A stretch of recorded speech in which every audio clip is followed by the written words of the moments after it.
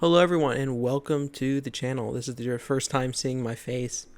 Hi, I've showed it on the main channel and the credit card channel. I pretty much only do pieces to camera, so yeah, if you're from the main channel or the credit card channel, which I very doubt, but you can go to Swipe and Travel with Jake if you want to watch that. But anyway, we're going to talk about last week's announcement from Valve and their new hardware.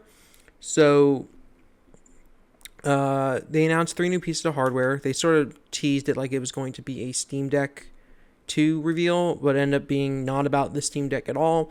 They announced the controller, the machine, and the frame.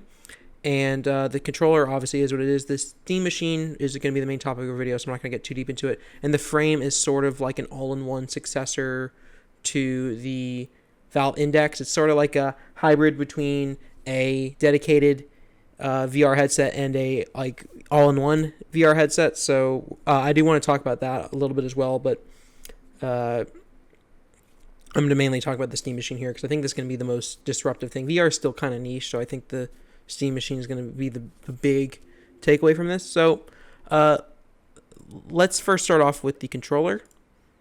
So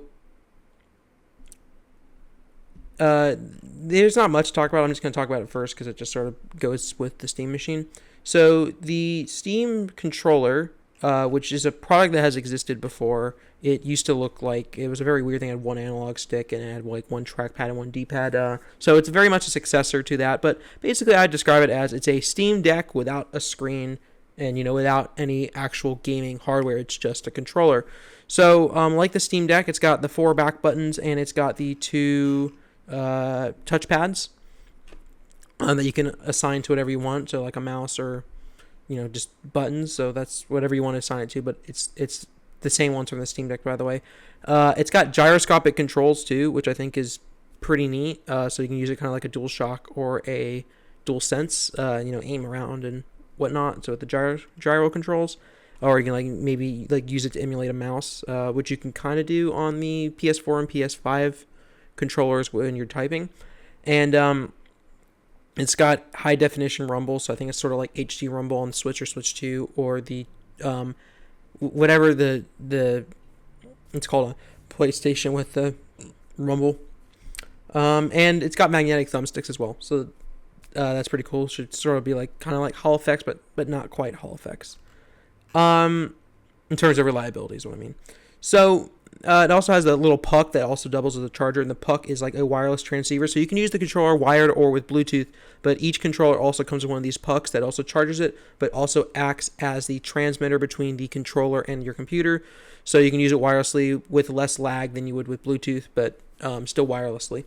So not much to talk about. I'm hoping the price for this is around $60 to $80, around the price of a DualSense, because it's gonna have its functions and it's gonna be useful, but it's still a kind of like a third-party controller, although it's much more designed like a first-party controller as well. So I'm hoping it's about $60 to $80. That's about the going rate of controllers. I'm hoping it's not $100. It would be a little crazy, but it could be $100. There's a lot of tech packed in here, much more than even a DualSense. In a way, it doesn't have the analog triggers or the haptic triggers, which I have to admit does kind of suck, but yeah, it will work on anything with Steam. It will work. The Steam machine actually has the ability to wake up the Steam machine, and you don't even need to use the puck because it has a built-in antenna for the Steam controller, which is pretty cool. And it will work with the headset, Steam Deck, anything running Steam. So PC, Windows, Mac, Linux, all that works. So yeah, so that's the Steam controller. Not much to talk about. I'm hoping it's around between like $60 and $80. I think that would be very good, and it could be the new default PC controller compared to like the DualSense, or I think the Xbox controller is still the default PC controller. But I'm going to save the Steam frame for last, just because I don't think there's too much to talk about there, at least in this video. But the next thing we're going to talk about, and the main focus of the video, is the Steam machine. So if you do not remember, like the Steam controller, the Steam machine was a thing about 12 years ago. It was a Linux PC, much like this is, that only played very specific games because Proton was not a thing yet. And if you do not know, Proton is what makes Windows games run on Linux and was what has made SteamOS as awesome as it is because it is so efficient. And honestly, I was kind of a hater on Steam. I wasn't like I'd say a hater, but I was like, well, you whatever performance gains you may get from SteamOS, you lose because you don't really get your Xbox Game Pass or Epic Game Store library. And then I installed SteamOS on my ROG Ally, and then I realized how much better it is because of the speed. I think it's dead. Yeah, it's dead. Just because of the speed and the sleep wake, which on Windows does not work at all on handhelds, and all that other like minor stuff that makes it feel more like a console for something with a handheld. I think that's a big thing because, well, Windows, even though I did try it with that that new Xbox full screen experience and it is better, I don't think it's as good as SteamOS is for handheld specifically. Truthfully, and I don't think it's really ready for console. And I think we all know at this point that SteamOS is going to be, or sorry, the next Xbox is going to be a PC that's more or less going to be like what the ROG Xbox Ally is. Although I think that's sort of a beta product, and that's going to be a much more refined product. But yeah, I don't think it's going to be a normal console. So in terms of if we're comparing it to what's more console-like, SteamOS is like 10 times better. So Microsoft's got a long way to go, but I mean, it's Microsoft. There's a chance they could do it, but yeah. So in comes the Steam machine, and the reason I'm talking about Xbox so much and whatnot is I think this has a chance to sort of displace that Xbox PC that we are all talking about. So I do think when we clear this, I do think that's the right path for Microsoft to go on. And I think both companies are going down the correct path right now with being sort of like a PC for the TV. But if we're going to look at the current state of this, I think Valve is going to have the heads up. So especially if depending on the pricing and if what we're hearing about pricing for both these products is going to be true. So before we talk about the hardware features, I just want to talk about the specs because I think this is going to be the most important thing to talk about, especially when we're comparing next-gen hardware. So it's a semi-custom AMD, for the CPU, it's a semi-custom AMD Zen 4 with 6 cores and 12 threads. So, I mean, that sounds about pretty right. I believe the I'm going to compare it to the PS5. I don't know how many cores it has, but I mean, 6 cores, 12 threads is nothing really crazy, but it's not really underpowered, I would say. But where it gets more interesting is when it comes to the GPU. Well, not really interesting when it comes to the GPU itself, but it's RDNA 3, so I guess it's a little bit older, but it's, the PS5 is RDNA 2, I believe. The CPU and GPU are RDNA 2. So it's older, or that part's older, but the PS5 Pro actually does have some RDNA 4 features and some RDNA 3 features, mostly ray tracing. So, but it's still RDNA 4. So this is a newer architecture than the PS5 is, but in this part is got a little people confused, but I don't think this is necessarily a bad thing. So instead of having unified RAM like the ROG Ally X has, or the regular ROG Ally, it has 16 gigabytes of DDR5 RAM, okay, normal, and it's got 8 gigabytes of GDDR6 VRAM. So as a PC, 8 gigabytes of VRAM, the 16 gigabytes of RAM I think is fine. As a PC, the 8 gigabytes of VRAM, it's not great. I'd say that's about the minimum. But there's also a good thing about that, and I'll explain that in a minute. If we compare it to the PlayStation 5 and the Xbox Series, well, it's a little bit different. So the the PS5 and the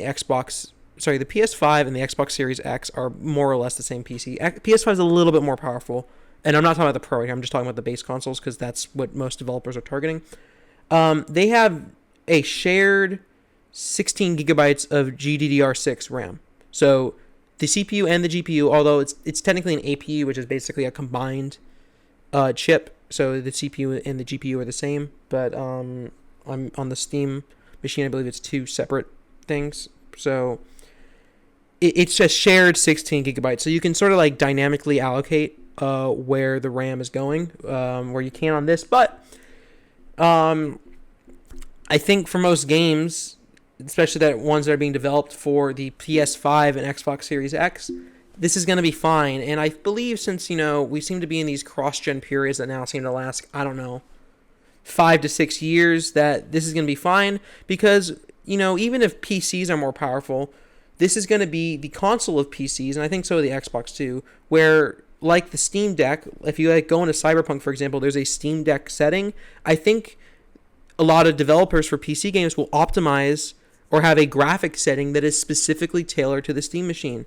So I don't think that it's going to be a big problem, this amount of VRAM. It's on the lower end of PCs, but compared to consoles, it's way more powerful. So I think we're going to be fine.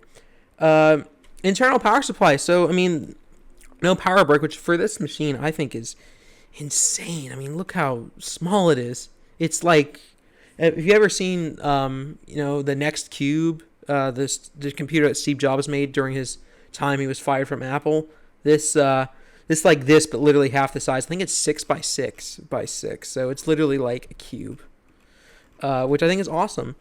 And gigabit Ethernet, HDMI 2.0, although it can do 4K 120, so it's like not.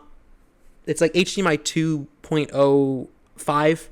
If that makes sense to people, it's got some HDMI 2.1 features. It's also got DisplayPort, which is nice. So if you want to connect it to a monitor instead of a TV, although I do wish it had 2 DisplayPorts, so you can have it connected to 2 monitors. But you can't complain too much. 2 USB-A, 2 3.2s, 2 USB-A 2.0s for like keyboard and mouse, and 1 USB-C in the back. I don't know why it's not in the front. LED strip, all that stuff, and then of course SteamOS and KDE Plasma interface. You heard me say that this may be a good thing, and let me explain what I mean by that. So, because this is sort of on the lower end of things, it means it can be priced on the lower end of things, meaning $600 to $700 for this machine is very possible. I think $500 would be the ultimate price, coming right a little bit below PS5. But I don't think that's possible at this point. But if it comes in around $600 for the 512, which is, but the SSD is user upgradable as well, and you can use a full size SSD or a smaller one. I think this could be a really big hit. You're only at about $50 above the base PS5, and for a machine that's potentially a lot more powerful in real world performance, it's going to depend. Raw power does not equal real world performance, by the way. So yeah, I do see this being a potential, not like a huge hit. I don't think this is really going to compete with the PS5.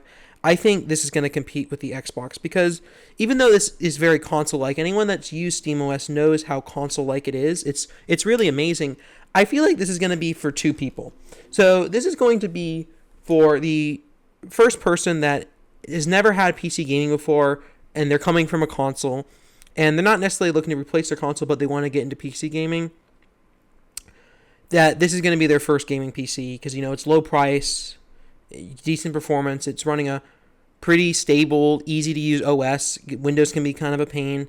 They're not ready to build their own PC yet. You can technically get a better value building your own PC, but this is their introduction into PC gaming. They want something easy, or they want something they can just plug into the TV or plug into the monitor, plop down on the couch with a controller or on the chair of the controller. It turns on, it works, because I have been a PC gamer for a while, but recently I've been kind of going back towards consoles because, well, it's kind of a pain in the ass sometimes, PC gaming. There was a bug with Windows 11 that prevented my PC from running any game with anti-cheat for like 4 months, and I only got it fixed like a few months ago. I couldn't play like Fortnite, COD, Battlefield. None of those games worked because of an issue with Windows, and I still have to like downclock my processor by like 1 or 2 degrees to get it to work. So yeah, PC gaming is not for everyone, and don't get me started on the billion other crashes and driver updates and all that fun stuff that even the Windows Xbox gaming experience that's on the handhelds just can't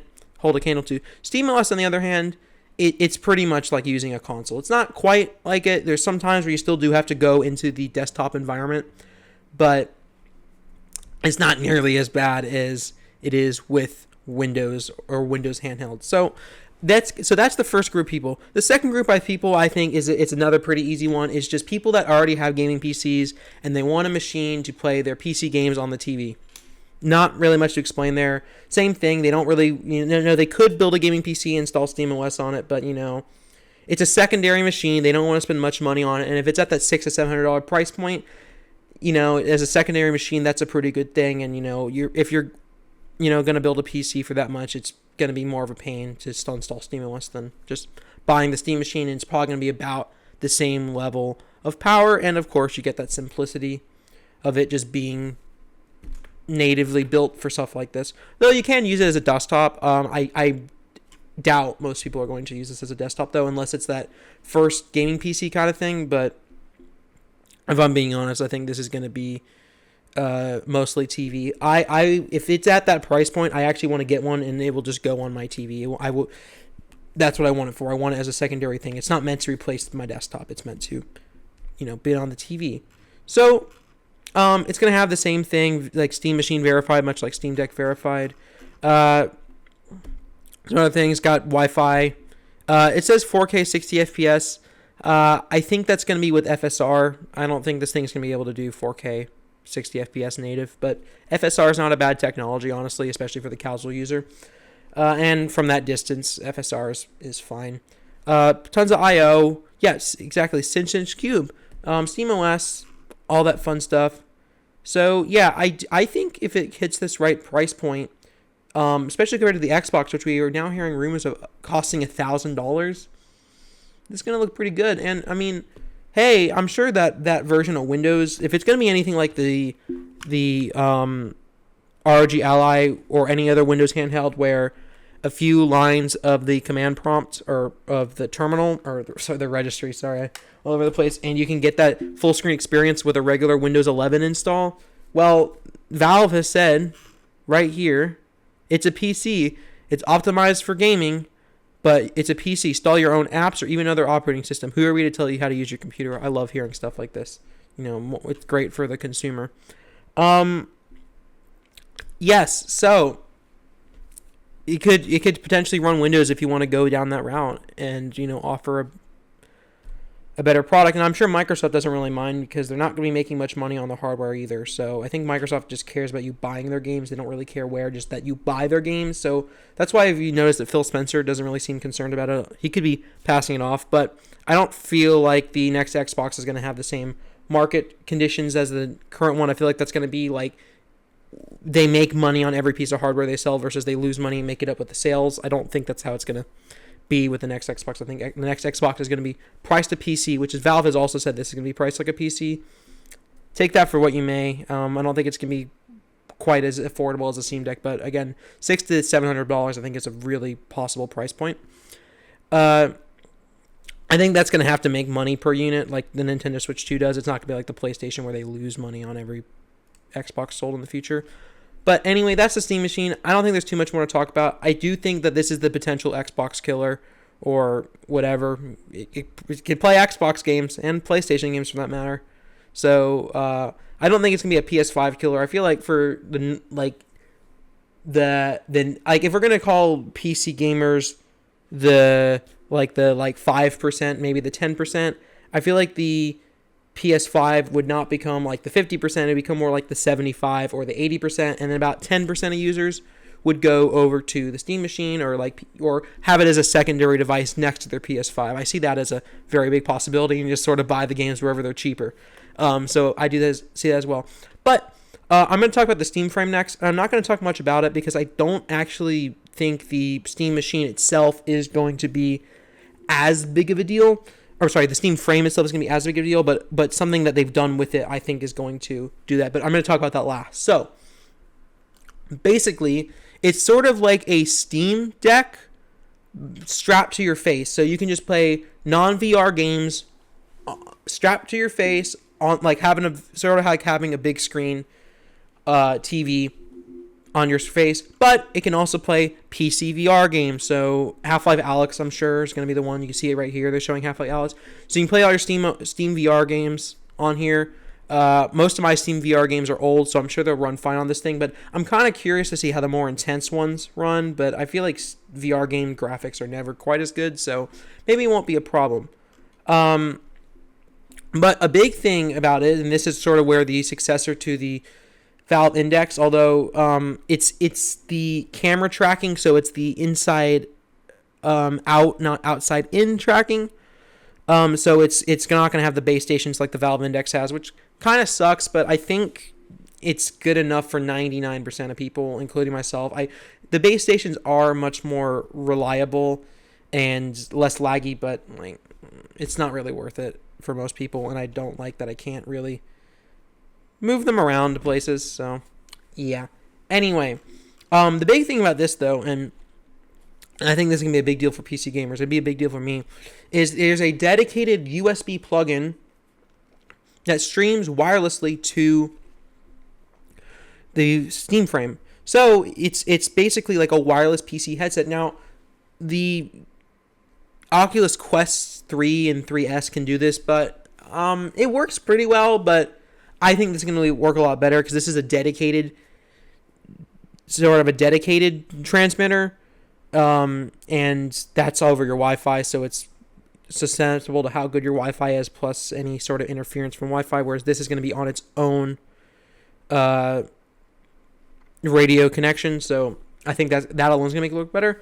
But there's eye tracking in the headset, meaning it can, as you can see here, is a good demo of it, it can only render the part that you're looking at in high definition, thus saving on bandwidth, and everything else is rendered in a lower resolution. Sony kind of does this with the PSVR 2. I have both headsets, and I really enjoy both the PSVR 2 and the Quest 3 regular one. I don't have the 3S. I think they're both great headsets just for completely different reasons. I use them completely differently. But Sony kind of does it where it like renders the parts you're not looking at a lower fidelity, and then the parts you are looking at are rendered in higher fidelity. This is not really going to change rendering. It's just going to change the streaming quality. So if that works well, I think that's going to be an awesome experience too. It hasn't said if you can use it wired, although I'm pretty sure you can use it wired. I don't know why they would take that out. It's got basically the same thumbsticks from the controller, and it's basically got a regular controller. And like the Index, you can buy straps for the Index, like how you can with the Index. You can buy straps, and it has full finger tracking. So all those 3 games that use the finger tracking will work with this. So yeah, so you can play your VR games and your non-VR games. Oh, and it's LCD screen, but it does have the pancake lenses like the Meta Quest 3, which I think makes that headset amazing. It's like one of the easiest headsets to use. And it's 144 hertz, which is also, again, awesome. And it's basically like 4K, but VR resolution equivalent. But here's the big thing. Oh, yeah, it's got the Steam Deck verified, all that stuff, too. And, yeah, there's a dev kit. Here's the big thing for me, though.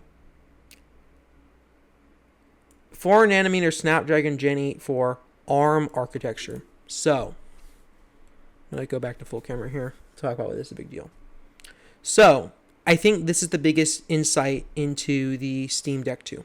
ARM is a much more efficient mobile process. If you've ever used a new Mac since 2020, the M series ones, you will know how great the battery life is on Mac, because basically it's mobile architecture that is just way more efficient than the x86 that the current Steam Deck is using and most Windows computers are using. The battery life is great, the performance is amazing.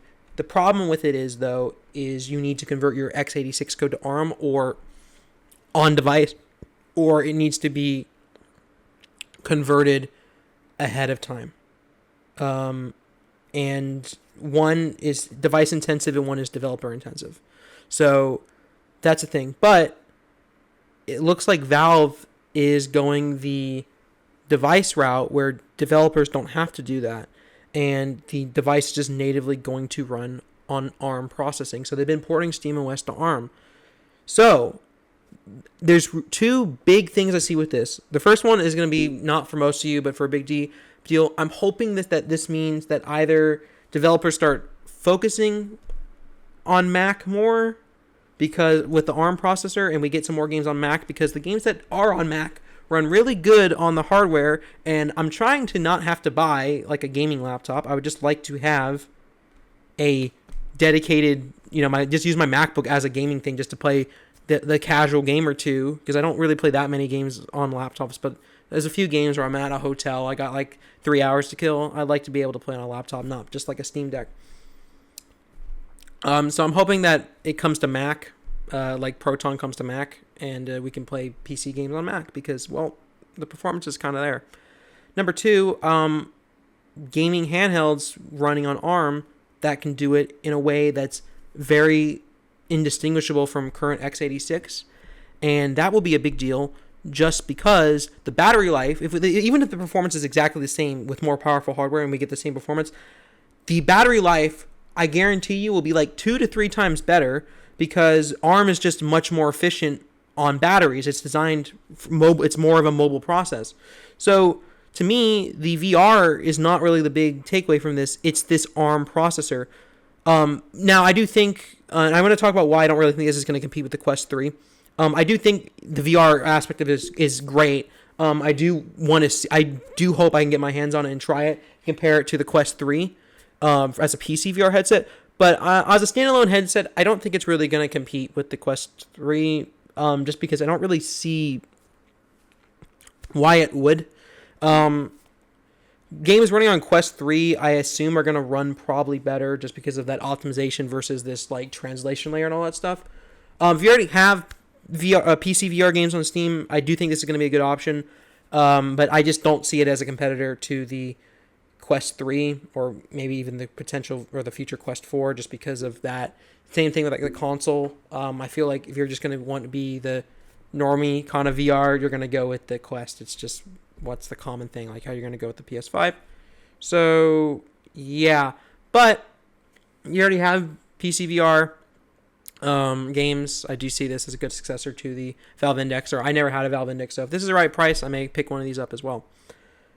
But another reason I don't think this competes a lot with the Quest 3 is that the Quest 3 has a lot of augmented reality features, so this still has black and white cameras.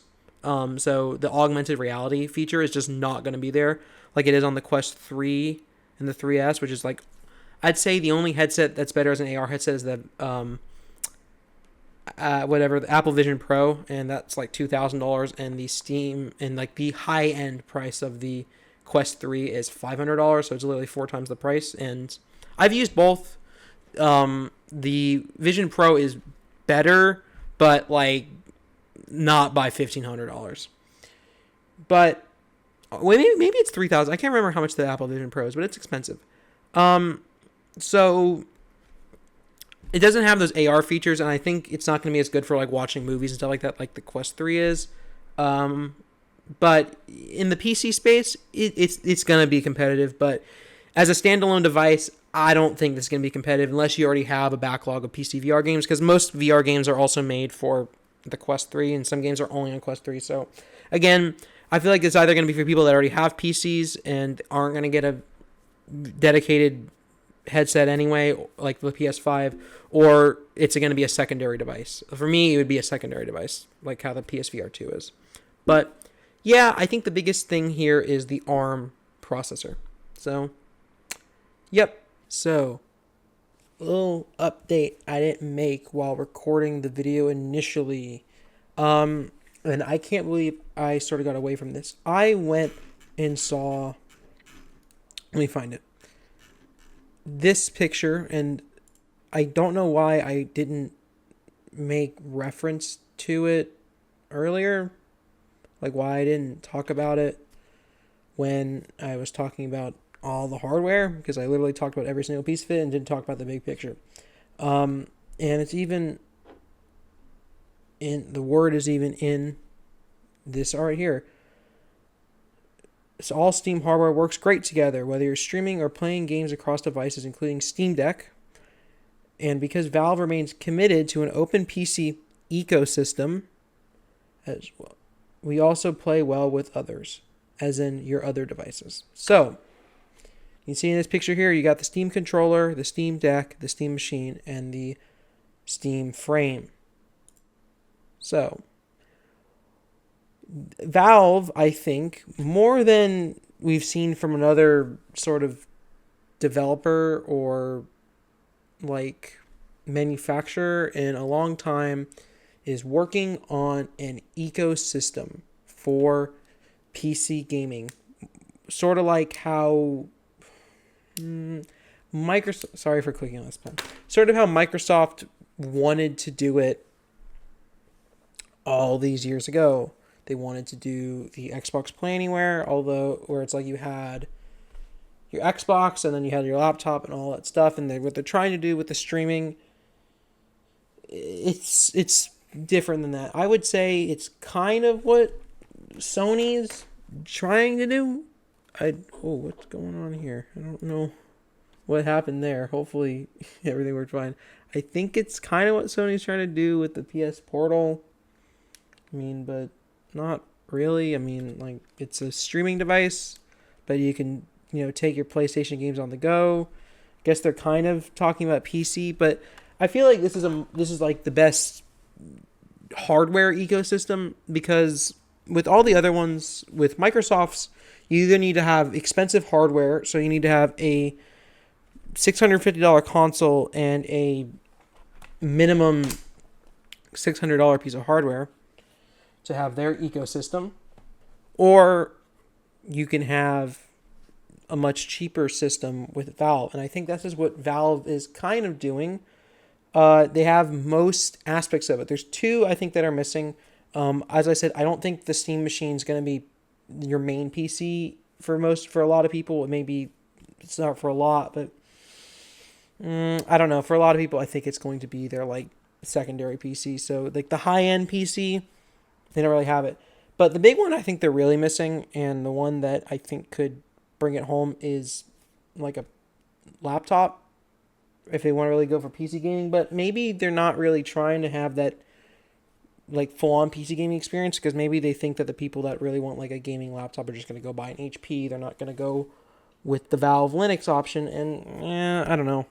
I guess if you want, they can just install SteamOS on laptops. I mean, or on your own laptop. Maybe they could just partner with someone like Asus or something. Like they've already partnered with Lenovo to make a Steam Deck, like another device running SteamOS, the Legion Go S.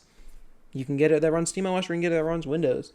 You can install either one, so I don't really know why it's like a big deal, but maybe they can have like SteamOS approved laptops that you can have the option. There's regular Windows laptops and you have the option to install SteamOS on them, or to get them that where they come with SteamOS. So I feel like if they had a laptop, that'd be good. But I mean, you can sort of see it again with this picture. What they're doing here on the go, you have your Steam Deck, and then when you get home through Steam Cloud, your saves would all sync up, and then you can play on your Steam machine, sit on your couch. Because I think they are targeting a more controller-friendly setup now, just with maybe some PC elements with the touchpads. And then if you want to play your VR games, well, you can play them on your Valve VR headset. I mean, I don't really know another ecosystem in gaming that's quite like this one. So I feel like this is the main thing I didn't really talk about, and I'm very in favor of it. I like this idea of having sort of like almost like Apple, but you have sort of one unified operating system that does everything. You have it all synced up through the cloud, which is what Microsoft's trying to do, and you just play your games where you want them, how you want them, whether you're in the car, at home, on a plane, on a train. You play your games anywhere you want, and you're not. And the best thing is you're not restricted to Valve's hardware. If you want to play it on Windows, you can. If you want to play it on Mac, potentially, hopefully with Proton, please, Valve, please. I would like it to be on Mac, please, pretty please. You can play in your VR headset if you would like to. So I feel like that is a big thing that Valve is pushing for, and I think it's nice to have a sort of simplified thing, because I feel like this is kind of missing. Nintendo is about the only one, really, but they have one product. They have a handheld that can go on your TV, and the Steam Deck, to be clear, can go on your TV. You could use it like a Steam machine, but as they said in Valve's own, commercial, the Steam Deck or the Steam machine is 6 times more powerful than the Steam Deck. So I feel like for pushing a 4K TV, Steam Deck ain't gonna cut it. I guess the Switch 2 in reality is probably more powerful than the original Steam Deck. In the future, this may be different, but I don't know. I feel like having a dedicated PC hardware is the best way for Valve to go.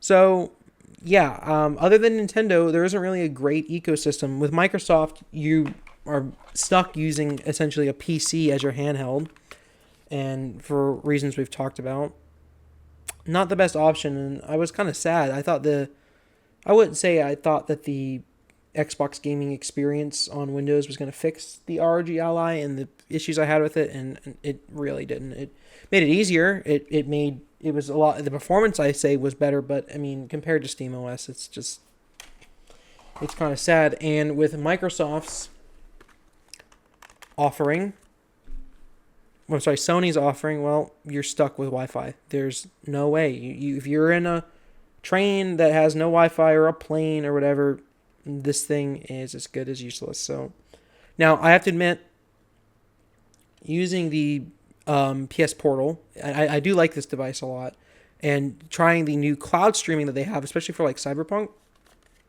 works pretty good. So I mean, really, your only option is Nintendo if you just want that simple experience, and it will probably be a bit more simple than this, but there's trade-offs with that. Whereas this is a proper ecosystem with a portable device, a stationary one, and a headset device. You can have all your gaming with one storefront. You buy your games one time, and you can play them on your handheld, on your console / PC, and you can play them on your PC, and you can play them on your headset. So this is, I think, the big thing is going to keep people also in Valve, and they're going to sort of function like how console manufacturers function, although they're not pricing their PC like a PC. They're not pricing it like a console, they're pricing it like a PC, although I do get it, because I guess with the power, a bunch of offices could buy them, or other consumers that have no intent of buying Steam games where they make the profit back could happen. Whereas with the Steam Deck and the Steam Frame, they can probably get away with that because these are going to pretty much only be used by gaming devices. The only place I've ever seen a Steam Deck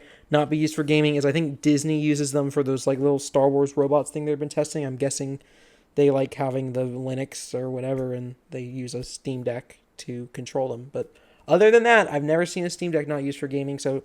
And as we've discussed, I think if you're buying a Steam Deck, you're not going to be installing Windows on it. They'll let you, but even if you're installing Windows on it, you're still probably using Steam most of the time. So, what do you guys think? Will you buy any of these? The Index. The Frame. I'm not quite sure if I want to buy it quite yet, because I got plenty of other VR headsets. I got 2 other ones, but depending on the price, it could be compelling.